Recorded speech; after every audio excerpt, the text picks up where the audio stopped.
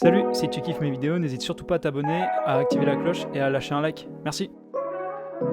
Salut, c'est Jokeboy, j'espère que tu vas bien. Heureux de pouvoir reprendre les vidéos, qui plus est avec la review du chapitre 108 de Chainsaw Man. D'ailleurs, la review du chapitre 109 est également disponible, donc n'hésite pas à aller checker ça après. Allez, c'est parti.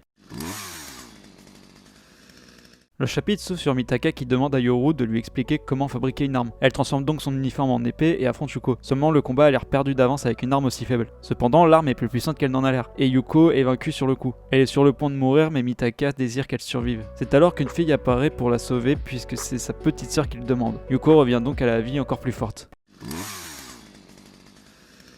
Alors là, on a du lourd. Je suis obligé de commencer par cette fille. Elle parle de Mitaka comme étant sa petite sœur, or elle parle bien évidemment de Yoru. On peut donc supposer qu'il s'agit d'une homini-démon comme Yoru et probablement comme Makima, et qu'elles sont toutes les trois sœurs puisqu'elles partagent toutes les trois la même caractéristique au niveau des yeux. Et si on se réfère à la théorie des 4 cavaliers de l'Apocalypse qui dit que Makima serait la conquête et Yoru serait la guerre, on peut supposer qu'il s'agit de la mort puisqu'elle a réanimé Yuko, puisque le 4ème cavalier n'est autre que la famine, et je vois pas comment la famine pourrait sauver Yuko. S'il s'agit bien de l'homini-démon mort, nous avons donc affaire à un démon de peur primaire encore plus puissant que le démon ténèbres, puisqu'il y a plus de gens qui ont peur de la mort que des ténèbres, normal. Pour finir, parlons de Mitaka, qui a appris à transformer les objets en armes. Ça signifie que lorsqu'elle sera effrayée et que Yoru sera dans l'incapacité de prendre le contrôle du corps, bah Mitaka elle pourra quand même se défendre et ça c'est cool. Voilà, c'est tout pour ce chapitre. Beaucoup de choses à dire quand même, juste avec une seule case on a pu pas mal théoriser, et c'est plutôt cool quand c'est comme ça. Sur ce, j'espère que ça vous a plu, et je vous dis à la prochaine. Allez, bye.